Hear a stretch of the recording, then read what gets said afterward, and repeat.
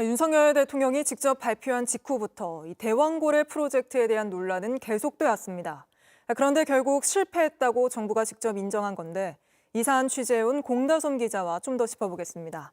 자, 공 기자, 먼저 이 부분부터 좀 짚어보면요. 당시 발표가 난 다음에 이 심해 탐사를 맡은 업체가 밝혀지면서 과연 이 업체의 전문성이 있느냐 이런 논란이 불거졌죠. 네, 그렇습니다. 바로 심해 기술평가 업체 액트지오입니다. 당시 정부는 세계 최고 수준의 기업이라고 평가했는데요. 하지만 지도상엔 미국 휴스턴의 가정집으로 나왔고요. 직원은 10여 명에 불과했습니다. 네. 논란이 커지자 결국 이 업체를 이끄는 빅토르 아브레우 고문이 직접 한국을 찾기도 했습니다. 하지만 세금 체납 이력과 신뢰성에 대한 의문은 결국 이어졌고 끝내 산업부가 사과한 바 있습니다. 650불 정도를 체납한 것으로 알고 있습니다. 서경사에서 그 부분까지 놓친 거에 대해서는 아주 완벽하게 잘하지 못했다는 점에서는 죄송하다는 말씀을 드리죠.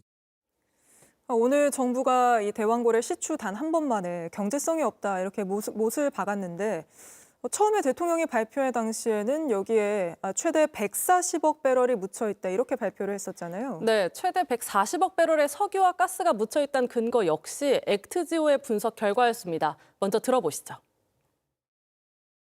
좀 조심스럽긴 합니다만은 140억 배럴로 현재 가치로 따져보면 삼성 총 시총의 5배 정도가 됩니다.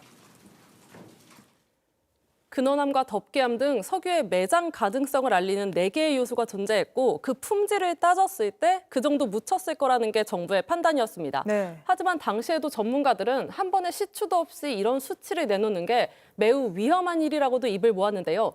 대왕고래의 성공 가능성이 20%라고 단정한 데에서도 정부는 그 어떤 통계나 숫자를 공개하지 않았습니다.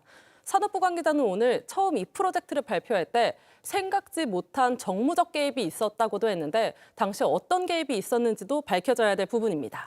네, 생각지 못한 정무적 개입이 있었다. 이렇게 밝히는 것도 굉장히 이례적인 것 같습니다.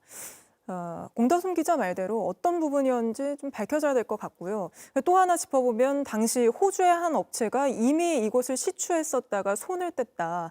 이런 사실이 밝혀지면서 또 논란이 일지 않았습니까? 네, 맞습니다. 호주 최대 석유 개발회사 우드사이드가 2007년부터 10여 년 동안 액트지오가 분석한 곳과 같은 지역을 탐사했습니다.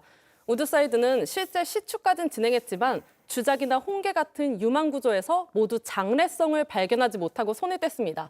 당시 정부는 이곳과 전혀 상관없는 새로운 유망 구조를 발견했다고도 밝혔는데 정말 그런진 아마 곧 몇 달 후면 나올 것 같습니다. 네, 이번 1차 시추에는 이미 1,000억 원이 사용이 됐습니다. 올해 예산은 삭감이 됐는데 오늘 정부 발표를 들어보면요. 이게 예산이 문제가 아니라 앞으로 계속 이 사업을 이어나갈 어떠한 유인이 있느냐. 이게 더 중대한 문제인 것 같은데요. 네, 맞습니다. 먼저 예산부터 짜져보자면 올해 대왕고래 프로젝트 관련 예산은 야당의 주도로 전액 삭감됐습니다. 네. 석유공사는 앞서 자체 회사채를 발행해 예산을 마련하겠다는 입장을 발표했는데요.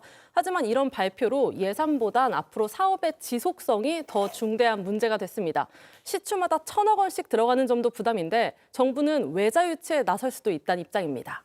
네, 대왕고래 프로젝트 공다솜 기자와 짚어드렸습니다. JTBC 뉴스를 시청해 주셔서 고맙습니다. 저희는 저녁 6시 30분 뉴스룸에서 뵙겠습니다.